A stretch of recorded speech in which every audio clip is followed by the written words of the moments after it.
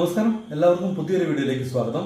നമ്മളിന്ന് പറയാൻ പോകുന്നത് ഏറെ നാളുകൾക്ക് ശേഷം ഏറെ കാത്തിരുന്ന് കാർത്തിക് സുബ്ബരാജ് സംവിധാനം ചെയ്ത് സൂര്യ കേന്ദ്ര കഥാപാത്രത്തിലെത്തിയ സിനിമയാണ്. സിനിമയുടെ പേര് റെട്രോ.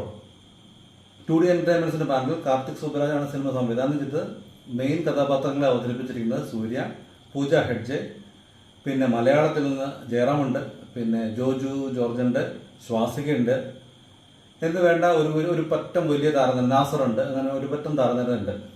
സിനിമ എങ്ങനെ ഉണ്ടാണെന്ന് ചോദിച്ചാൽ എന്നെ സംബന്ധിച്ച് സിനിമ വളരെ ശരാശരി അല്ലെങ്കിൽ ബിലോ ആവറേജ് സിനിമയായിട്ട് തന്നെയാണ് തോന്നിയത്. സിനിമ തുടങ്ങി ഏകദേശം ഒരു 20 മിനിറ്റ്സ് സൂര്യയുടെ ചൈൽഡ്ഹുഡും അതിൻ്റെ ഫ്ലാഷ് ബാക്ക് കാണിക്കുന്നുണ്ട്. വളരെ ഇൻട്രസ്റ്റിംഗ് ആയിട്ട് രീതിയിൽ സിനിമ തുടങ്ങി. അപ്പോൾ നമ്മൾ വിചാരിക്കും ഈ സിനിമ നമ്മൾ കുറേ റിവ്യൂസ് കേട്ടെങ്കിലും അതിപ്പോൾ റിവ്യൂസ് മാത്രം കേട്ടിട്ട് നമ്മുടെ അഭിപ്രായം വേറെ ആവാമല്ലോ. സോ ആദ്യത്തെ ഒരു 20 മിനിറ്റ്സ് അല്ലെങ്കിൽ 15 മിനിറ്റ്സ് ഇതിൻ്റെ ഫ്ലാഷ് ബാക്ക് പറഞ്ഞപ്പോൾ വളരെ മനോഹരമായ രീതിയിലേക്ക് പോകും എന്ന് തോന്നിപ്പിച്ച ഒരു സിനിമയാണ് റെട്രോ. നല്ല ഇൻട്രസ്റ്റിംഗ് ആയിട്ടുള്ള ഒരു ഫ്ലാഷ് ബാക്ക് ഒക്കെ കൂടി സ്റ്റാർട്ട് ചെയ്തു. പിന്നെ അങ്ങോട്ട് ആ സിനിമയുടെ ഒഴുക്ക് വളരെ വീക്കായി എഴുതിയേക്കുന്ന ഒരു സ്ക്രീൻ പ്ലേ പോലെയാണ് തോന്നിയത്.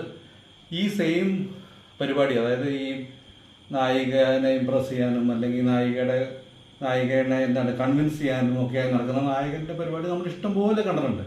ഏതാണ്ട് അതുപോലെ തന്നെ സെയിം പാറ്റേൺ പിടിച്ചേക്കണമെന്ന് തോന്നുന്നത്. സിനിമയുടെ ഒരു മൊമെൻറ്റിൽ പോലും ഒരു ഹൈ മൊമെൻറ്റ്സും സിനിമ തന്നില്ല. ഈവൻ ആക്ഷൻ, എനിക്ക് തോന്നുന്നു സെക്കൻഡ് ഹാഫിൽ ഒരു ക്ലൈമാക്സിന് എടുക്കുമ്പോൾ ഒരു ആക്ഷൻ ഉണ്ട്, അത് കുറച്ച് രസമായിരുന്നു. അത് കൂടാതെ അത് ഒഴിച്ച് നോക്കിക്കഴിഞ്ഞാൽ വേറെ ആക്ഷൻ ഒന്നും അത്ര വലിയ ഹൈ മൊമെൻറ്റ്സ് ആയിരുന്നു ഒന്നും തന്നെ ഉണ്ടായില്ല. പിന്നെ പെർഫോമൻസ് പറയുന്നത് സൂര്യ ആസ് യൂഷ്വൽ ചെയ്യേണ്ട സംഭവം അടിപൊളിയായിട്ട് സൂര്യ ചെയ്തു. സൂര്യക്ക് ചെയ്യാനൊന്നും അധികമായിട്ടുണ്ടായിരുന്നില്ല. ഓഫ്കോഴ്സ് കുറച്ചൊക്കെ പെർഫോം ചെയ്യാനുണ്ടായിരുന്നു, പക്ഷേ ഇത്രയും വളരെ അലസമായി എഴുതിയേക്കണ പോലത്തെ അല്ലെങ്കിൽ ഒരു ഓറിയന്റേഷനും ഇല്ലാണ്ട് ഇങ്ങനെ പോയിക്കൊണ്ടിരിക്കുന്ന സ്ക്രീൻ പ്ലേയിൽ സൂര്യക്ക് പ്രത്യേകിച്ചൊന്നും ചെയ്യാനില്ലാത്ത പോലെ എനിക്ക് തോന്നിയത്. പിന്നെ പൂജ ഹെഡ്ജെ ഒരു പർട്ടിക്കുലർ സീനിൽ അവർ നന്നായിട്ട് അഭിനയിച്ചു തോന്നി. ബാക്കിയെല്ലാം ജസ്റ്റ് ആവറേജ് ആയിട്ടുള്ള കാര്യമായിട്ട് തോന്നുന്നത്.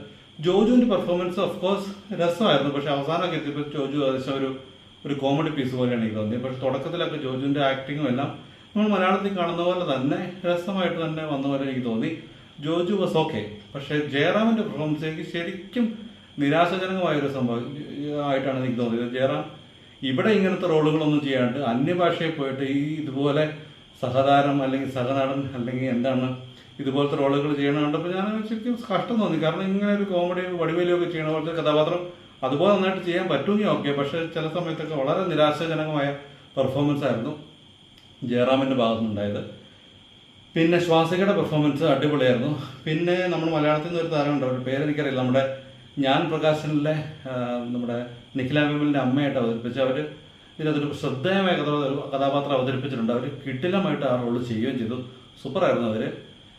പിന്നെ നാസറിന് അങ്ങനെ ഭയങ്കരമായിട്ട് പെർഫോം ചെയ്യാനൊന്നുമില്ല, ജസ്റ്റ് ആവറേജ് ആയിക്കൊള്ളുന്നില്ല. മൊത്തത്തിൽ സിനിമ നോക്കിക്കഴിഞ്ഞാൽ ഈവൻ വില്ലൻ്റെ പേരെനിക്കറിയില്ല, പക്ഷെ വില്ലൻ പോലും ജസ്റ്റ് നോർമലായിട്ട്, അതിനപ്പുറത്തേക്ക് ഭയങ്കരമായിട്ട് എക്സൈറ്റ് ചെയ്യുന്ന ഒരു കൊടൂര വില്ലൻ ഇമേജ് ഒന്നും വില്ലൻ തന്നില്ല. എനിക്ക് ഏറ്റവും ഇഷ്ടപ്പെട്ട പെർഫോമൻസ് ശരിക്കും സൂര്യയുടെയാണ്. പക്ഷേ ഈ വീക്കായിട്ടുള്ള സ്ക്രീൻ പ്ലേയിൽ സൂര്യക്കും പ്രത്യേകിച്ച് ഒന്നും തന്നെ ചെയ്യാനില്ല. സൂര്യക്കും രക്ഷപ്പെടുത്താൻ പറ്റാത്തൊരു സിനിമയായിട്ടാണ് എനിക്ക് പേഴ്സണലി റെട്രോ തോന്നിയത്. സോ ഒരു രീതിയിലും റെക്കമെൻഡ് ചെയ്യാത്ത സിനിമയാണ്. നിങ്ങൾക്ക് ടൈം ഉണ്ടെങ്കിൽ വേണമെങ്കിൽ ഒരു തവണ കണ്ടു നോക്കാവുന്ന സിനിമ അതാണ് റെട്രോ. അപ്പോൾ കണ്ടു നോക്കൂ, കറണ്ട് വിശേഷങ്ങൾ അറിയിക്കൂ. മറ്റൊരു സിനിമയുടെ വിശേഷമായിട്ട് വേറൊരു ദിവസം വരാം. Thank you for watching my videos and thank you for all the support.